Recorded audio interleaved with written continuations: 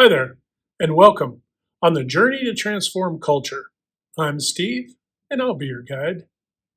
Well, folks, hope you're having a fantastic day and an even better week. Today, folks, this is what I pulled out of the list. Pull system. I know we've alluded to the subject of pull system before, embedded in another video or two, mildly. But today, I don't want to draw this out. I want to make this a nice, easily digestible video. But at the same time, let's just talk about some important aspects of a pull system. First of all, think of, and this can apply to an organization, a process, anywhere. This could be at your own home, this could be anywhere, right? Just think of a process. Think of a 10-step or 10-station process, okay? And so we'll say our product, right? It goes from step 1, 2, 3, all the way to 10, right? And then ships out the door, goes to your customer. Well, as that material goes from, essentially beginning with its original cost of raw materials to step 1, now it's completed step 1, it gains value, and it gains value after step 2, and after step 3, and after step 4, and so forth, right? All the way to the end. And now we're going to look at two different situations. Let's say that at step 5, the process slowed down, right? We have a constraint that literally cut the process. If we're saying that all the others were averaging pretty close to the same, step 5 is taking 3 times longer to handle their step. Well, what have we created? We've created a bottleneck because at station 5 now we'll have an accumulation, right? Accumulation, and then after step 5, we're going to have this trickle, right? Because very little is moving through. So, essentially a third the speed is what it went in, especially if it's 3 times slower, right? So you get the math there. So what's important about the pull system? The pull system essentially is saying that you're putting attention on the system based on its shipping date. So let's say it's a 30-day turnaround from the time that we receive raw materials. We get all the raw materials in house. We'll just say from the time. Let's say we're in June, and just for easy math, we're gonna start this on the 1st of June, and because it has to ship by the 30th of June to arrive in 2 days at our customer's front door, okay? So we'll just say a 30-day process, right, to do these 10 phases, these 10 stations. Well, what the pull system does is it says, looking back from the shipping of the product, right, how much time does it take to go through each of these steps, right, these phases? And you do the math on that, and then what you end up figuring out is we start the job based on how much time it takes at each station and all that until it ships. And so even though, and let's say we know it to be a 30-day process, particular product, and just the days are just lining up miraculously the way we've set it up. So we're going to start making this 30 days out because we know it takes 30 days to get to ship, okay, to get to the ship phase, ship step. So then we started on June 1st. That's why we're starting on June 1st, by the way, right? We just didn't invent that. What we don't do is say, we'll start it on June 1st because there's an opening in the schedule. That's not what the pull system is set up to do. Pull system is set up to it's just in time, right? You're producing this just in time to ship, so the customer gets it exactly on time, okay? Now, that constraint we talked about on station 5, right? Step 5. It's 1/3, it's 3 times slower than all the other stations, right? That means that your process is getting tied up. There's many things that this also means, but to keep it simple, is that you can't use that station that station as often now because it's tied up with work 3 times longer, right? Add to that, you're typically going to be slower to get your product finished. Also, if you have any problems at Station 5, that's just going to amplify you being behind on shipping. So there's some, kind of gray area things that also occur.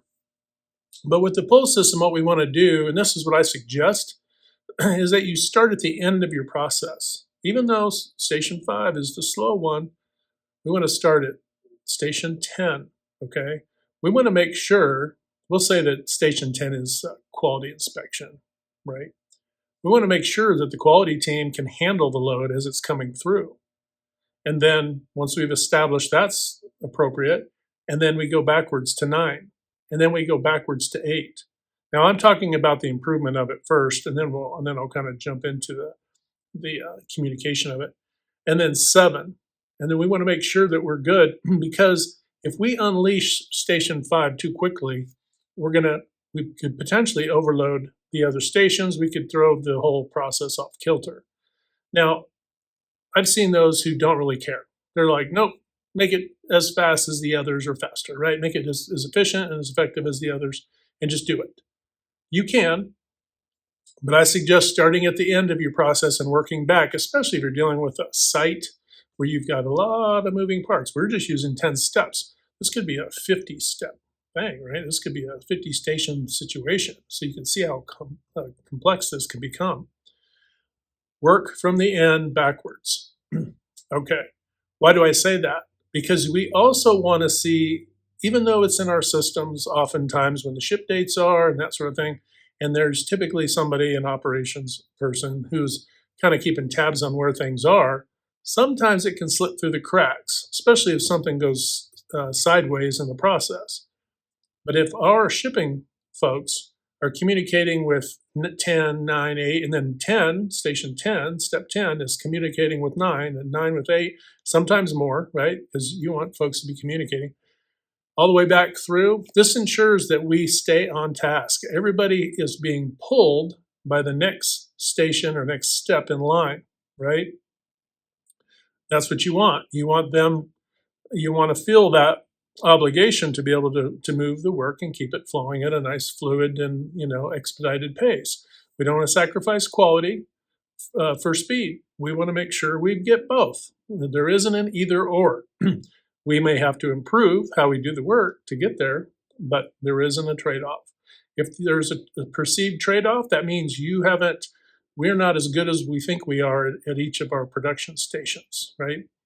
And this could be, an office job. This could be anything. It doesn't have to be making a hard product per se. But essentially, the pull system ensures that everybody down the line is keeping everybody back through the production line accountable to their timing. So this way, if you're on station 7, I should be getting, XYZ part. You should know, and you should be able to have a certain expectation, a scheduled expectation of what you have, what needs to go through, and the timing of it. Station 6, 5, everybody should be in the know. There shouldn't be this out of the loop sort of a thing. The pull system ensures that you don't have that. Now, as you do this from the end working back, you know what you do? You're also ensuring, because right now you think that station 5, just kind of based on general kind of observation, if you haven't done appropriate time studies, if you're just looking at it very generally, very cursorily, then you may think, oh, well, we get that fixed, then we're off to the races. No, you might find out that 6 and 7 have problems too. So work from the end backwards. This way, it's not just for that particular or a particular product line. It could be for anything you make. And as you work on those, and now I will say, I'm not saying you need to stop at 9, spend a whole lot of time and all these things. Sometimes it's just making them aware, hey, we're about to triple the flow from 6 through 10. And you need to be prepared and ready. Do you have anything we need to address, right? Make sure we get these situations handled. That way, when you relieve 5 and make 5, equally as fast or better, right? that you essentially we're load leveling, right? But once we do that, this ensures that it can move at the expected clip. Now, by doing this, could we be doing? Well, we could be doubling, right, our ability to produce, which means we can start that job, 2 weeks from ship instead of 4, right? That means we're not tying up machines unnecessarily in this particular example, and that allows us to run other products too. This also, if you've got machines where, you've got 10 lines, if you're looking down 10 lanes, right? Well, 10 lanes, you're looking down 10 lanes, but what if you have products that go into other lines, right? Of course, your systems are trying to set up how this allows more flexibility to be able to handle other products too, not just linear flowing product, but even products where the machines are shared between products and lines, right? So it just depends on how you're set up. This can get very complex. But anyway, the pull system basically allows us to meet just in time, right? Get the product to the customer just in time.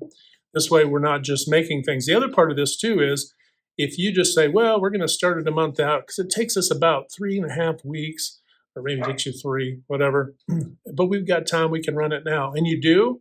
Well, now you have somebody on a forklift. You have all these people handling finished product, putting it in the warehouse, running all over the place, and that's a waste of its own.